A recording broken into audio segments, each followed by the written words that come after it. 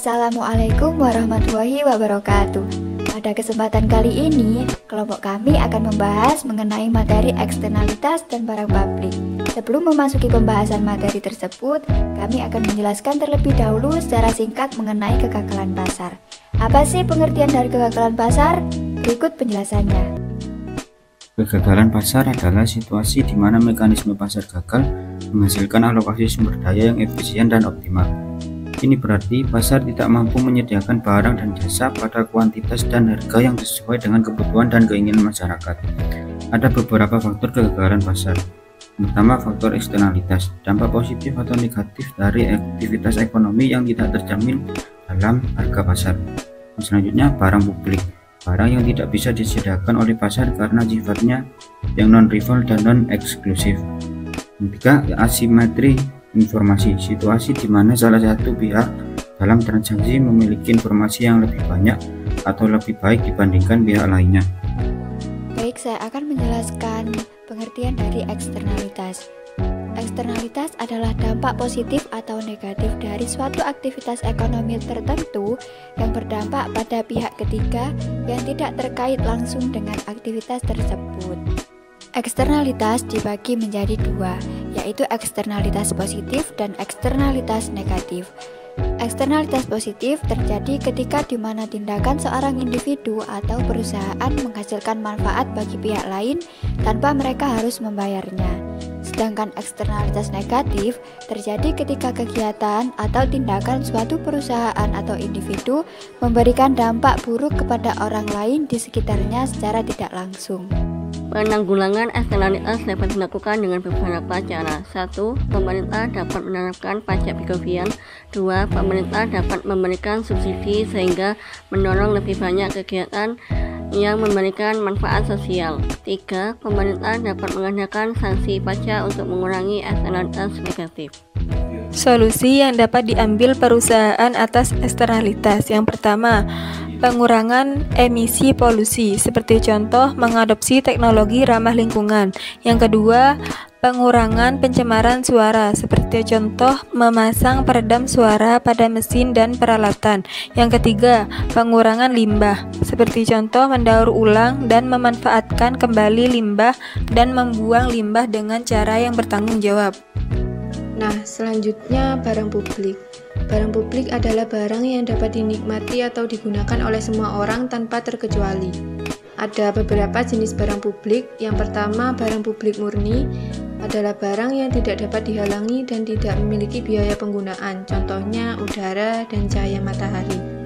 Yang kedua, barang publik sempurna.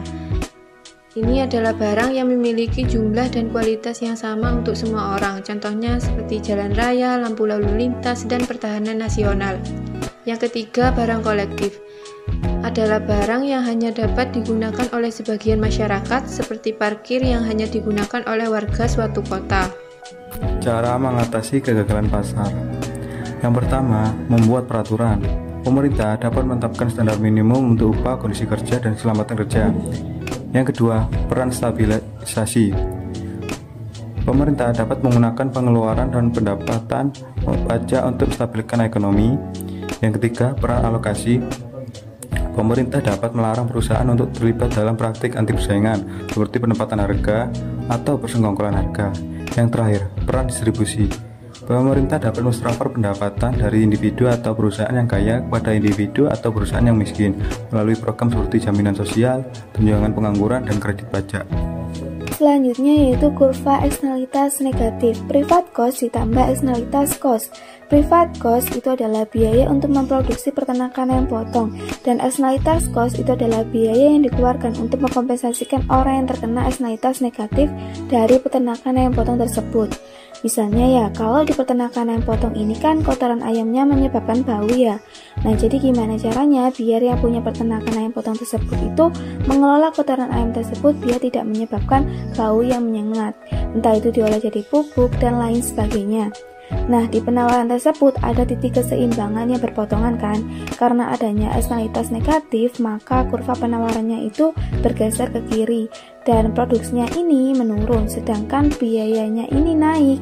Nah, ini dikarenakan biayanya ini digunakan untuk kompensasi dari eksternalitas negatif, yaitu peternakan ayam potong tersebut. Cuplikan video penelitian tentang eksternalitas pada peternakan ayam potong. Biasanya kalau lagi panen, kami 1 hari 2 hari dikasih pekerjaan untuk membantu untuk hasil panennya. Oh ya, itu dari warga-warga itu ya? Iya, sekitar sini. Iya. Setelah habis panen, kita dikasih ayam. Kasih ayam potongnya? Iya. Ya, itu per rumah biasanya? Iya, per rumah 1 ekor. Ya, ada banyak lalat dan baunya sangat tidak enak sekarang. Bau kotoran ayam itu. Sebagai ada sama orang-orang tua dan juga anak-anak ada Ya. Yang negatif itu hanya banyak lalat gitu ya. Itu kebanyakan guys belian itu apa? Lem lalat itu aja guys. Jadi penjualannya itu laku banyak ya Pak, lem lalatnya? Alhamdulillah guys, toko-toko itu selagi ada panen itu toko di sini, di sebelah sana itu banyak guys yang laku gitu guys. Itu aja guys. Ya.